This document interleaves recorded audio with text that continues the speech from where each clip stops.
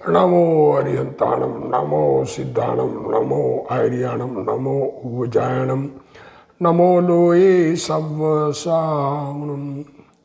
ओम मंगलम भगवान वीरो, मंगलम गौतमो गणी, मंगलम कुंद कुंदार्यो, जैन धर्मोस्तु मंगलम। सर्वमंगल मांगल्यम सर्वकल्याणकारकम, प्रधानम सर्वधर्माणम, जैनम जयतु शासनम। नमो तीर्थनायक ने, नमो ओंकार नाद ने, ओंकार संहर्यो जैने, नमो ते कुंद कुंद ने। अहो उपकार जिनवरनो, कुंदनो ध्वनि दिव्यनो, जिन कुंद ध्वनि आप्या, अहो ते गुरु कहाननो। मंगलमय मंगल करण, वीतराग विज्ञान, नमहु ताहि जाते भय, अरहंतादि महान। करि मंगल करियो महा, ग्रंथ करण के काज, जाते मिले समाज सब, पावे निज पद राज। मिथ्या भाव अभाव ते, जो प्रगटे निज भाव, सो जयवंत रहो सदा, यही मोक्ष उपाव। सो निज भाव सदा सुखद, अपनो करो प्रकाश, जो बहुविधि भव दुखन के करिए सत्तानाश। मोक्ष मार्ग प्रकाशक ग्रंथ पूज्य गुरुदेव श्री कांजी स्वामी के प्रवचन, भाग 4, पेज 181, 181। आत्मा का हित सुख ही है, और आत्मा का हित सुख है तो सुख मोक्ष में है। ये बात कही। आत्मा का हित जो है वो मोक्ष ही है। आत्म को हित है सुख, सो सुख आकुलता बिन कहिए। आकुलता शिव माहिनता ते, शिव मग लाग्यो चाहिए। मोक्ष मार्ग में लगना चाहिए। आत्मा का हित सुख है, और सुख आकुलता बिना है, और वो आकुलता मोक्ष में नहीं है, ऐसा कह रहे हैं। तो क्या कह रहे हैं देखो, गुरुदेव श्री ने प्रवचन में कहा कि मिथ्या दर्शन ज्ञान चारित्र दुख रूप, और सम्यक दर्शन ज्ञान चारित्र सुख रूप। तो क्या कह रहे हैं अब पंडित जी, आगे बात पंडित जी की चल रही है मोक्ष मार्ग प्रकाशक ग्रंथ की। तथा दुख न हो वही सुख है।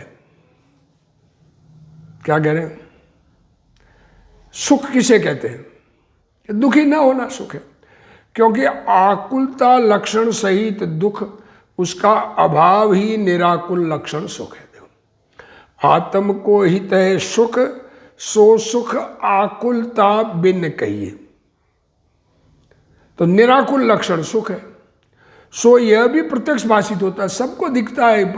दौलत राम जी ने 6 डाला में जो लिखा, बाह्य किसी सामग्री का संयोग मिलो, बाहर में कैसी भी वस्तु मिलो, जिसके अंतरंग में आकुलता है वह दुखी है। बाहर में पलंग पर मखमल के गद्दे पर सो रहा है, बाहर गाड़ियां पड़ी है करोड़ों रुपए की, नौकर चाकर सब है, पर खुद के अंदर किसी प्रकार से कोई आकुलता हो, बेटा फॉरेन गया हो और वहां पर कोई उग्रवादियों का हमला हो रहा हो,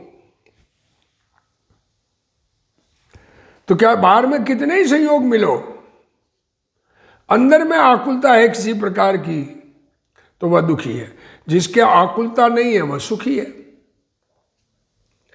आकुलता अंदर व्याकुलता बदलने की, परिवर्तन करने की, किसी को रखने की, किसी को लाने की, किसी को छोड़ने की, किसी को मिलाने की।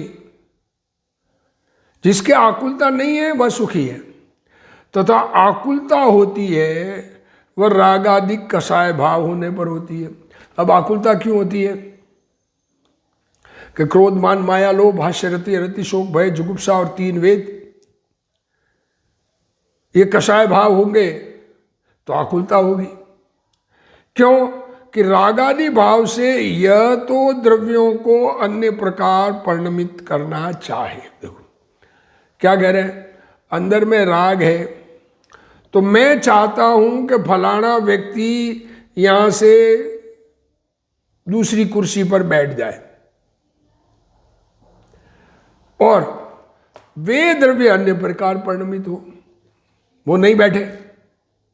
हम बच्चे को चाहते हैं कि डॉक्टर बने, वो इंजीनियर बनने की बात करे और वो बने, तब इसको आकुलता होती है, बस मेरी इच्छा के अनुसार नहीं हो रहा है इसलिए आकुलता होती है। वहाँ या तो अपने राग आदि, अब उसका इलाज पंडित जी बता रहे, दो इलाज है।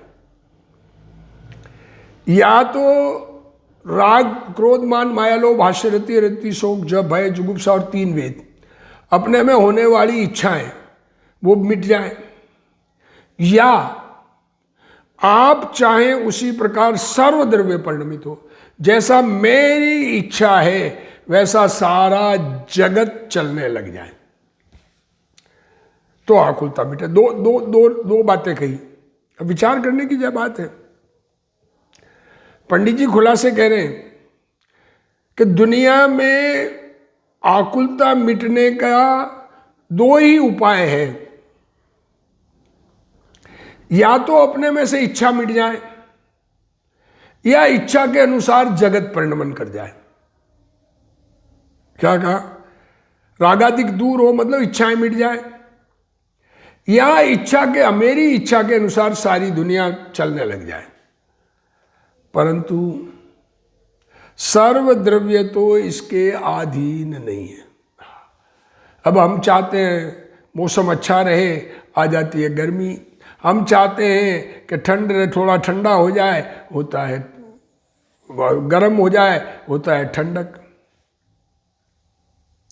इसके अधीन नहीं है, हम चाहे जैसा नहीं होता है।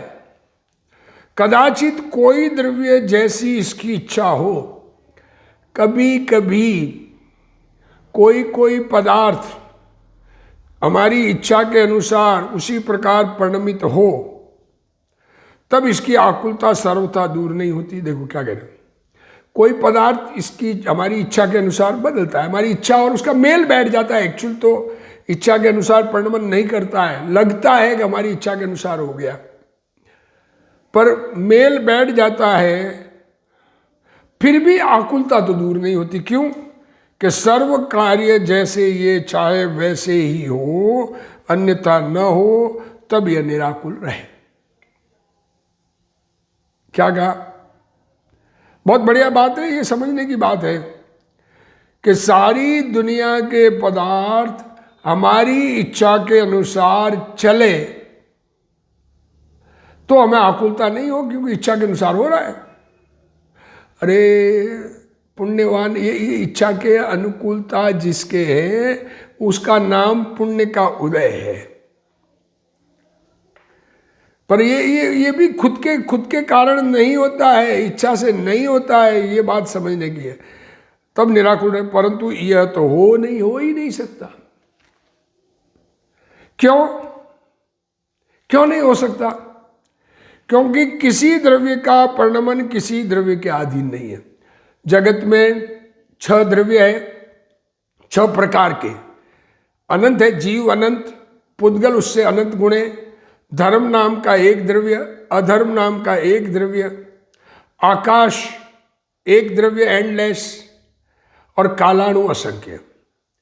ये इतने द्रव्य है। सब द्रव्य का परिणमन स्वतंत्र स्वयं से है, किसी और के कारण से किसी का परिणमन नहीं है। अगर किसी और के कारण किसी का परिणमन हो तो वो 2 एक हो जाए, इसलिए है नहीं। इसलिए अपने रागादि भाव दूर होने पर निराकुलता। अब देखो, इच्छा के अनुसार तो कोई जगत के पदार्थ परिणमन करेंगे नहीं, ये गारंटी। तो दूसरा उपाय करो कि हमारी इच्छाएं मिट जाए, सो यह कार्य बन सकता है। देखो क्या कह रहे हैं, हमारी इच्छा के अनुसार जगत परिणमन करे, ये तो बन सकता ही नहीं है, पर हम अपनी इच्छाओं का अभाव कर ले, ये बन सकता है। क्यों बन सकता है? कि क्योंकि रागादि भाव आत्मा के स्वभाव भाव तो है नहीं। ये इच्छाएं उत्पन्न होना ये आत्मा का स्वभाव नहीं है। जैसे पानी का स्वभाव गर्म रहना नहीं है, तो वो ठंडा हो सकता है। तो वैसे ही इच्छाएं होना ये आत्मा का स्वभाव नहीं है, औपाधिक भाव है, उपाधि है। कर्म को देख देख के हो रहा है और पर निमित्त से हुए हैं, और वह निमित्त मोह कर्म का उदय है। कौन सा निमित्त है? कि मोहनीय कर्म का उदय है।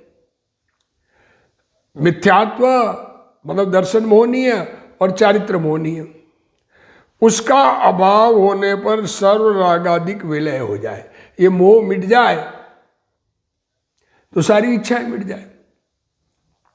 क्या कह रहे हैं? मोह कर्म के कारण इच्छाएं उत्पन्न होती है और इच्छाएं मिटाना ही उपाय है, और वो मोह मिट जाए तो इच्छाएं मिट जाएगी, तब आकुलता का नाश होने पर दुख दूर हो, सुख की प्राप्ति हो। इसलिए मोह कर्म का नाश हितकारी है। आत्मा का हित मोक्ष है, इस बात को समझा रहे हैं। तो अभी मोह कर्म के नाश को हितकारी कह रहे हैं। अब मोह पूरा नाश हो जाए तो मोक्ष हो जाए। अब गुरुदेव श्री इसको खुलासा कह रहे हैं, दुख ना हो वही सुख है। पुत्र स्त्री आदि मर जाएं। देखो गुरुदेव श्री कितना उत्कृष्ट बात कर रहे हैं, एकदम से टॉप की बात, कि सबसे विपरीत संयोग, स्त्री पुत्र मर जाए, खाने को रोटियां नहीं मिले, शरीर में रोग हो जाए, ये कोई दुख नहीं है। क्या कह रहे हैं? समझने की बात है, समझ में आवे उतना समझना। देखो, अवस्था में पुण्य पाप को निज मानना ही दुख है। आत्मा में जो पुण्य और पाप के परिणाम हो रहे हैं उसको अपना मानना ये दुख है। दुख का लक्षण आकुलता है। राजा का बाहर में तो बहुत मान सम्मान होता है। क्या कह रहे? राजा और रानी, अब राजा की सारी दुनिया में इज्जत होती है। अभी लोक में भी कोई व्यक्ति बहुत दुनिया में प्रसिद्ध हो, सब जगह उसकी इज्जत हो रही है, परंतु रानी के पास नहीं चलती। वो बहुत आकुलता करता है, वह दुखी है। देखो देखो दुख है। क्या कह रहे? अपनी पत्नी के पास नहीं चलती, पत्नी कहे वो मानना पड़े, तो बहुत दुख है। अगर वो ये इच्छा मिट जाए कि मेरे किसी के कहने से होता है, ये नहीं है, दुनिया मान रही है, वो भी कोई प्रॉब्लम नहीं, कोई अच्छी बात नहीं, और कोई नहीं, किसी का कहना मुझे मानना पड़ा, वो भी कोई प्रॉब्लम नहीं। मेरे कहने से जगत न चले और इच्छाओं का अभाव कर ले तो सुखी हो जाए। प्रतिकूल संयोग दूर करना आकुलता मिटाने का उपाय नहीं है। देखो, संयोग प्रतिकूल है, उनको दूर करने का उपाय करता है, वो उपाय नहीं है। आकुलता का अभाव होकर निराकुलता प्रकट होना सुख है। मुझे किसी भी पर वस्तु की आवश्यकता नहीं है। हा, एक परमाणु मात्र की भी मुझे जरूरत नहीं है, तो ये भिखमंगाई बंद हो जाए। ऐसा श्रद्धान ज्ञान और आचरण ही सुख है। देखो क्या कह रहे हैं, अंदर में ऐसी श्रद्धा हो कि जगत का किसी पदार्थ से मुझे लाभ नहीं है। ज्ञान में ये निर्णय हो जाए कि पर पदार्थ मुझे लाभ का कारण नहीं है, और आचरण में पर पदार्थ की रिक्वायरमेंट मिट जाए तो सुख है। बाह्य सामग्री मिलने पर भी अंतर में आकुलता है, वही दुख है।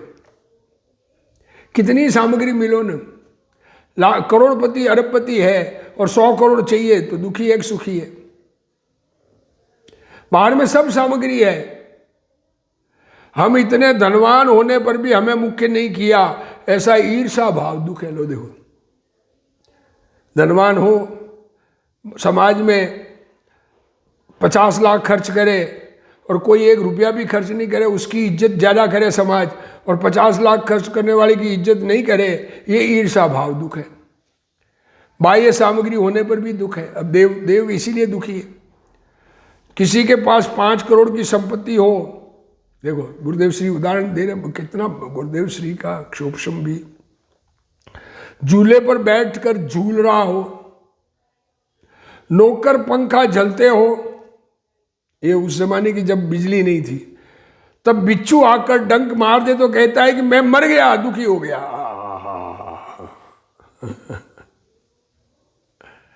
बाह्य वस्तुएं सुख दुख का कारण नहीं है, परंतु आकुलता ही दुख और निराकुलता ही सुख है, ऐसी समझ करने से सुख होता है। लाखों की आमदनी होने पर भी अंदर में आकुलता करे तो दुख होता है। लाखों करोड़ों कमा रहा हो पर पड़ोसी के ज्यादा हो रहा हो। उदाहरण भी आता है ना कि भगवान ने कह दिया, वो सत्य, उसको सत्य नहीं मानना, कोई भगवान ऐसा हो और कहता हो। भगवान ने कह दिया कि तुम जो मांगोगे दोगे, पड़ोसी को डबल दूंगा। तो सब चल रहा हो, पड़ोसी के डबल मिल रहा है, तो दुखी है। ये अंदर आकुलता करे तो दुख होता है। खुद के पास सब संपन्न हो, भाई के पास ज्यादा संपन्नता हो तो दुखी है ईर्ष्या से। अतः प्रथम यह निर्णय करना चाहिए कि निज आत्मा में सुख है, सुख बाहर में नहीं है। एक बात, आत्मा का हित मोक्ष ही है, यह बात यहां सिद्ध कर रहे हैं। आत्मा में वर्तने वाली आकुलता में मोह कर्म निमित्त है और उसका अभाव करना सुख है, और वह सुख मोक्ष में है। तो प्रश्न किया है कि दुखी तो निगोद के जीव भी नहीं दिखते। देखो, निगोद में दुखी नहीं है, सोता हुआ आदमी दुखी नहीं है। निगोद के जीव महादुखी है। सुख की प्राप्ति हो गई हो तो कर्म और संयोग, शरीर संयोग रूप से नहीं हो सकते। सुख की प्राप्ति नहीं है, इसलिए दुख है। लोग अनुकूल संयोग में सुख और प्रतिकूल संयोग में दुख मानते हैं। सारी दुनिया विपरीत दृष्टि वाली है दुनिया सब। अनुकूल संयोग है तो सुखी और प्रतिकूल संयोग में दुखी। जिसके गाड़ी बंगला आदि सब हो, वैभव हो, तो वो सुखी, और जिसके नहीं हो वो अपने आप को दुखी मानता है नहीं ऐसा? परंतु संयोग में सुख दुख नहीं है। किसी के पास 2000 की संपत्ति होने पर भी संतोष मानता है। ये थोड़ी सी उस टाइम 2000 की संपत्ति 54 में 2000 की संपत्ति संतोष मानता है, और किसी के पास लाखों रुपए होने पर भी आकुलता किया करता है। लाखों वाला सुखी कि 2000 वाला सुखी। आज भी समझ लो, सामान्य घर रहने की कोई आराम से रह रहा है। यदि अधिक सामग्री वाले को आकुलता कम होती हो तो लक्षाधिपति को कम आकुलता होनी चाहिए। परिग्रह अधिक हो तो सुखी होता हो, आकुलता मिटती हो तो पैसे वाले को कम आकुलता होनी चाहिए और गरीब को अधिक आकुलता होनी चाहिए। लेकिन आकुलता खुद के स्टेट ऑफ माइंड से है। खुद सत्य समझ ले कि पदार्थों का परिणमन मेरे आश्रित नहीं है, तो ऐसा नहीं है। देखो, ये ऐसा नहीं है कि धनवान के अधिक कम आकुलता कम हो और गरीब की आकुलता अधिक हो। गरीबी को दुख का कारण मानने वाले को आकुलता है।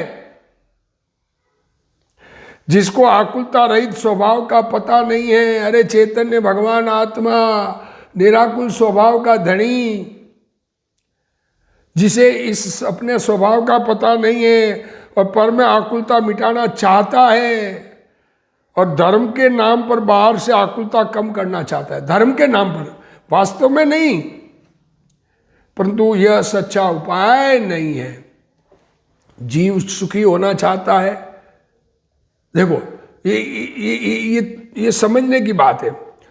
सब जीव जे त्रिभुवन में जीव अनंत, सुख चाहे दुख ते भयवंत, ताते दुख हारी सुखकार, कहे सीख गुरु करुणाधार। ये सारे जीव दुखी हैं और सुख चाहते हैं, इसलिए उसका स्वभाव सुख है, परंतु उसकी प्राप्ति की विधि का जीव को पता नहीं। कैसे मिले ये सुख? आज्ञाकारी पुत्र पहला सुख निरोगी काया, दूसरा सुख घर में माया, तीसरा सुख पत्नी सुखकारी, चौथा सुख पुत्र आज्ञाकारी। तो आज्ञाकारी पुत्र और बहुत धन घर में माया पर भी जीव आकुलता करता है, और किसी के पास धन कम होने पर भी मजा मानता है। आराम से रहना है ना। आत्मा एक है और पर वस्तुएं अनंत है। आत्मा एक मतलब वैसे अनंत आत्मा है, पर मैं अपने लिए एक आत्मा और पर वस्तु अनंत। अज्ञानी अनंत पर वस्तुओं के अवलंबन से सुख पाना चाहता है। ये अज्ञानी की प्रवृत्ति है कि अनंत पर पदार्थ है, उसमें से मुझे सुख मिलेगा। विचार करो, उसमें सुख है, पुद्गल में सुख है, तो प्राप्त नहीं कर सकता है, क्योंकि पर में आत्मा का सुख नहीं है। आत्मा के अवलंबन से आठों ही कर्मों का अभाव होकर सुख का उत्पाद होता होगा। आत्मा का अवलंबन ले तो 8 कर्म, ज्ञानावरण, दर्शनावरण, मोहनीय, अंतराय, आयु, नाम, गोत्र और वेदनीय, ये 8 प्रकार के कर्म 8 प्रकार के। तो ये अपना आत्मा का आश्रय ले, आत्मसन्मुख हो, तो 8 ही कर्म मिटकर पूर्ण सुख उत्पन्न हो जाएगा, और संपूर्ण दुख का नाश होना, उसका नाम मोक्ष है, और वही परम हित है। पर के अवलंबन से सुख नहीं है। अतः पर द्रव्यों के अवलंबन से सुख नहीं। स्त्री, पुत्र, मकान, जमीन, जायदाद, उस सन्मुख देखोगे तो सुख नहीं है। अतः पर का अवलंबन छोड़कर स्वभाव का लक्ष्य कर तो आकुलता मिटेगी। अपने चैतन्य स्वभाव को देखेंगे तो आकुलता मिटेगी। जगत सुख के लिए झपट्टे मारता है, परंतु अनंत पर पदार्थ का आश्रय रहेगा, वहां तक आकुलता नहीं मिटेगी। सुख के लिए झपटे मारो, उससे मिल जाएगा, उससे मिल जाएगा, धन कमाने से, धन रखने से, मकान बनाने से, अच्छा मकान से, मकान है तो बेचने से, नया लेने से। अतः दुख का अभाव करना हो तो 8 कर्मों का अभाव करना पड़ेगा। 8 कर्मों के अभाव के लिए शुद्ध चैतन्य स्वभाव की प्रतीति करनी पड़ेगी। लोग परवस्था से दुख सहन करते हैं, क्या करें, हमारे वश में नहीं है। इच्छा की अनुकूलता मिलती नहीं है, पाप का उदय हो उसको मिलती ही नहीं है, परंतु स्ववश पने नहीं। लोग कहते हैं कि शरीर निरोग हो तो अन्य सब सहन कर सकूंगा। पहला सुख निरोगी काया, तो बाकी सब सहन। यहां सुख प्रिय है ये सिद्ध करना है, यही सिद्ध करना है, बाकी ऐसा होता नहीं है। शरीर जिसका ठीक है वो दूसरी चीजों को भी देखता है। एकेंद्रिय से पंचेंद्रिय तक के सभी जीवों को सुख प्रिय लगता है। चैतन्य का, आत्मा का स्वभाव ही सुख है, इसमें तर्क नहीं है। अपना भगवान आत्मा सुख का सागर अपने में सुख धरा है और इस तरफ सन्मुख करता नहीं। इसमें सुख है, इसमें कोई तर्क काम नहीं करता। संयोग दुख ये नहीं है, संयोगों के कारण दुख नहीं है, द्रव्य गुण में दुख नहीं है, कर्म में दुख नहीं है। आत्मा की अवस्था में दुख है, ऐसा निश्चय करना चाहिए। दुख ना होना ही सुख है। दुख का लक्षण आकुलता है। पैसा हो और प्रतिष्ठा हो तो सुख मिलता है, यह मान्यता आकुलता है। तो क्या करें, मेरे पास धन होगा तो सारी दुनिया मेरी इज्जत करेगी, उससे मैं सुखी हो जाऊंगा, ये मान्यता ही दुखदाई है। मैं आत्मा ज्ञानानंद स्वभावी हूं, मेरी अस्थि में समस्त पर पदार्थों की नास्ति है, इसलिए मेरा सुख दुख पर के आधार से नहीं है। गुरुदेव श्री कह रहे हैं, सुनो, इस निर्णय में ही सुख है। सामग्री के सद्भाव में सुख नहीं है। बहुत सामग्री हो तो सुख हो, ऐसा नहीं है, और अभाव में दुख नहीं है। कर्मों के अभाव में सुख, और उन 8 कर्मों का अभाव आत्मा की श्रद्धा, ज्ञान और लीनता पूर्वक होता है। आत्मा में जो 8 प्रकार के कर्म बंधे हुए हैं, उन कर्मों के निमित्त से जो आत्मा का परिणाम है, वो परिणमन परतंत्र होने से दुख है।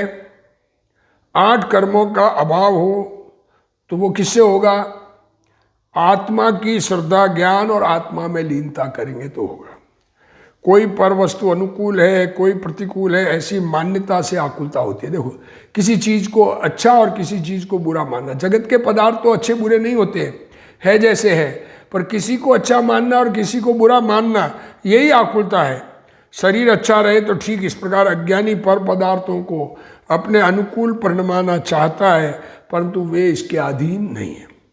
अज्ञानी जीव विपरीत मान्यता के कारण अपने से भिन्न पदार्थों को अन्य अन्य रूप परिणमाना चाहता है, परंतु मैं अनंत पदार्थों का ज्ञाता हूं। देखो, पदार्थों को बदलना चाहता है, परंतु मैं जानना देखने वाला ज्ञान का पिंड चैतन्य भगवान हूं, यह बात स्वीकार नहीं करता। मेरा ज्ञान स्वभाव अनंत पर पदार्थों को जानने का है। मेरा ऐसा स्वभाव है कि अनंत पदार्थ जानने में आवे। किसी भी पर पदार्थ को परिणमित करना मेरे अधिकार में नहीं है। देखो, जैसा है, जैसा परिणमन है, वो ज्ञान में ज्ञात होता है, पर उसको बदल सकता हूं, ये मान्यता खोटी है। मैं किसी को नहीं बदल सकता। ये एक ही आकुलता मिटाने का उपाय है। ये समझ में आ गया कि मैं किसी को नहीं बदल सकता, अपने को बदल सकता हूं। तो ये एक यही समझ आकुलता मिटाने का उपाय है। परंतु अज्ञानी जीव चाहता है कि यह आवे तो ठीक और यह चला जावे तो ठीक, फला व्यक्ति मेरे घर आवे तो ठीक, फला चला जाए तो ठीक, परंतु पर पदार्थ उसकी इच्छा अनुसार परिणमित नहीं होते, इसलिए इसकी आकुलता नहीं मिटती। वहां या तो स्वयं मिथ्यात्व राग द्वेष आदि का अभाव करे, या पर पदार्थ स्वयं की इच्छा के अनुसार परिणमित हो तो आकुलता मिटे। बस दो ही तरीका है। या तो सारे पदार्थ हमारी इच्छा के अनुसार चले, मेरी इच्छा के अनुसार। अब अनंत जीव है, सबकी इच्छाएं भिन्न भिन्न है, सबकी इच्छा के अनुसार कैसे परिणमित होगा, ये विचार तो करें। परंतु परद्रव्य तो इसके अधीन परिणमित नहीं होते। सभी कार्य इसकी इच्छा के अनुसार हो तो निराकुलता हो, परंतु ऐसा नहीं हो सकता, कारण कि किसी भी परद्रव्य का परिणमन इसके अधीन नहीं है। शरीर की अवस्था भी आत्मा के अधीन नहीं है, इसलिए पर को परिणमित कराना आकुलता को मिटाने का उपाय नहीं है। अपितु स्वलक्षण करने और ज्ञाता रहने से ही आकुलता का अभाव होता है।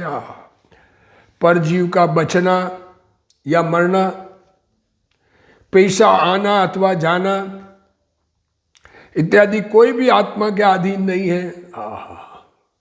अपने आत्मा के अतिरिक्त पर द्रव्य में तेरा कुछ भी अधिकार नहीं है, अतः पर से भेद ज्ञान करके स्व में रुचि कर रहा। पर का तेरे में और तेरा पर में अधिकार नहीं है।